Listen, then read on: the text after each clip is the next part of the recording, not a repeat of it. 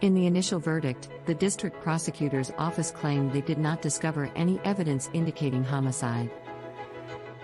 Nevertheless, the citizens hold a differing opinion and strongly advocate for the investigation to persist.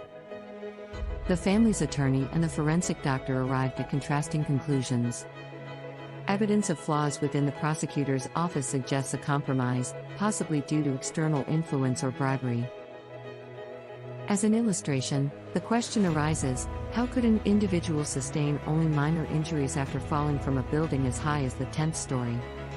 The prosecutor's continuous defense of the suspect gives rise to substantial concerns and doubts about a potential collusion.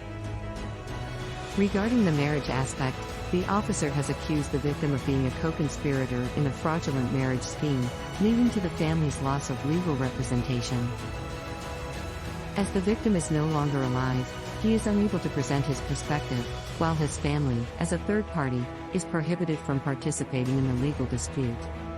This situation results in a one-sided lawsuit that is unjust for the victim's family in terms of their entitlement to his inheritance.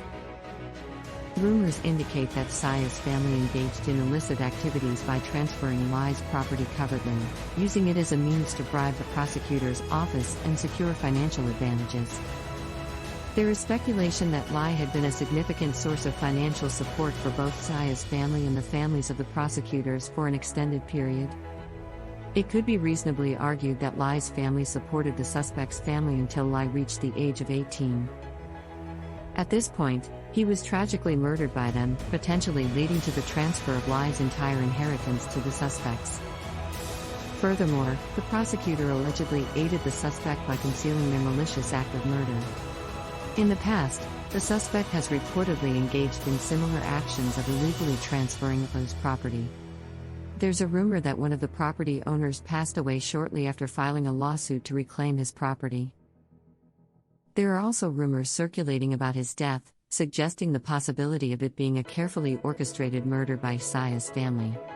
Exclusion of victim's legal team and rumors of collusion with suspect raise doubts about fairness. Allegations of past foul play intensify concerns. The deliberate cold treatment of the victim's family by the government cannot be overlooked.